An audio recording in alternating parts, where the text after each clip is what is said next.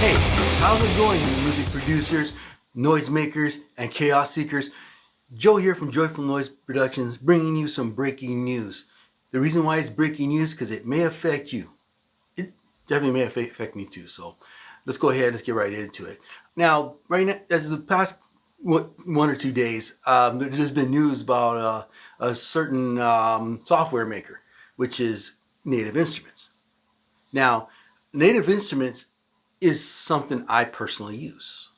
As you see right here, I got Ozone, I got Guitar Rig Pro, which I use. I also got other types of stuff too. Okay, let's see. Okay, oops, here we go. Boop. There we go. Now, as you see right here, these are all my plugins that I use for Native Instruments. Okay, I even got some third-party plugins, even some free ones that came from Native Instruments as well. Um, Basically, using Contact and Contact Player, all these, and especially when it comes to Guitar Rig, which I more use for bass, if anything, um, and also my synthesizers. I also got I use my retro machines, which I use for my own personal music or for some music that requires something like with old 80s or EDM kind of music. Yeah, I do dabble with that as well. I got my Massive, okay, and I also got a bunch of other programs in here that are used by Native Instruments. And I also have my drum collections. I have my Battery 4. I also have let's see, Extinction Level Event (ELE), which is the Spectrum, which is the Spectre Media or Spectre Digital. Um, it obviously I got Jens Bogren's Bogren Digitals free drums right here. The Crim drums free, and all these programs that I'm showing you here. These programs help you a whole lot. Also, another thing I use to create bass lines and stuff like that is my Scarby pre-bass.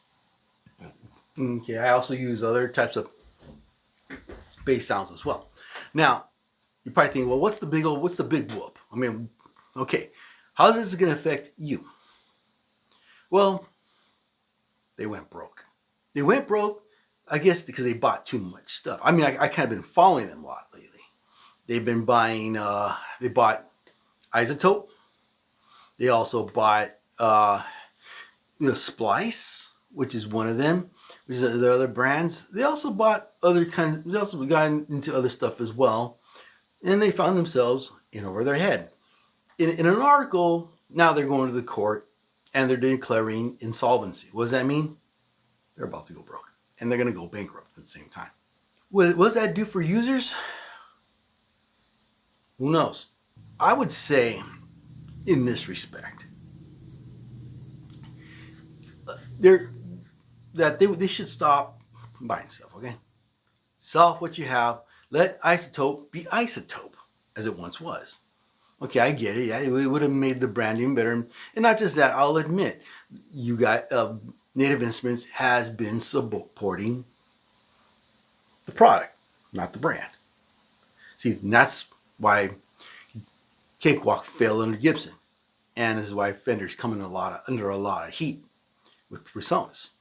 Native Instruments has been more of a technology. They've been dealing a lot with software, and that's been their thing. Okay, they also took on Splice, where you can be able to get, more VSTs and also drum loops and stuff like that. However, sometimes you get a little too big to your britches. Just because you're too big, it doesn't mean you're prone to fail. Some things are too big to fail. However, this is the exceptions to the rule. Now, going forward, what does Native Instruments do? Obviously, they're going to probably end up finding themselves changing hands. They're going to probably find a buyer. There's been talk about, or there's speculation that this one company in music might buy them. Now, you're probably thinking, who in the heck is in music? Okay. InMusic is also is like one of those music venture capitalists. Okay, they have brands like Akai. Okay, and Akai, the MPC, actually is the competitor to the Native Instruments machine because they practically do the same exact thing. Another one is also Alesis. Over here, I got my drum kit, which is by Alesis.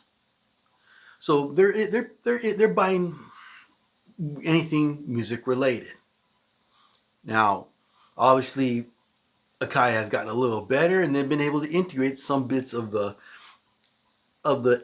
Native Instruments program, like Machine, into their platform, which it makes it even more versatile. So, if in music bought Native Instruments, it would work perfectly with the MPC.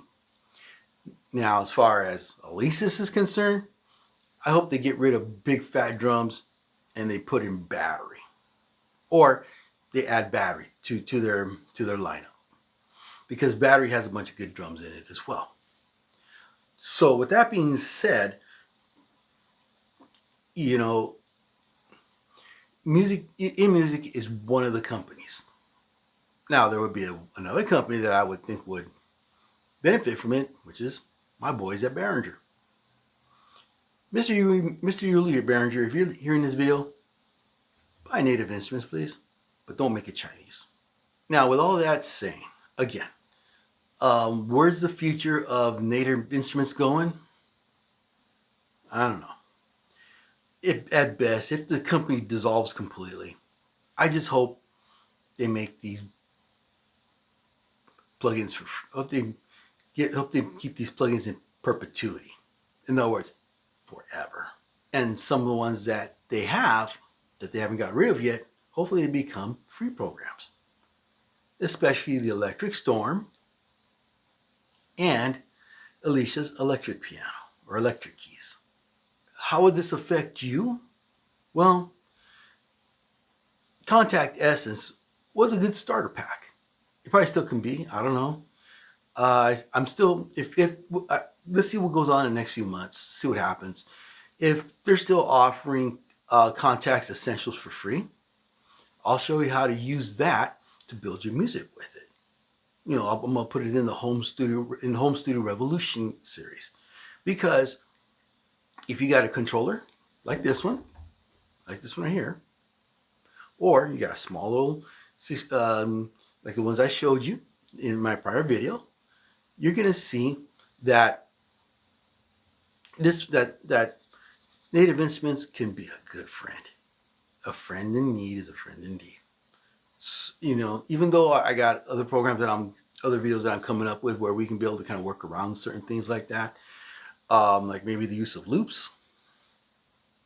Again, when it comes to the Home Studio Revolution, it's about teaching you guys how to make your music.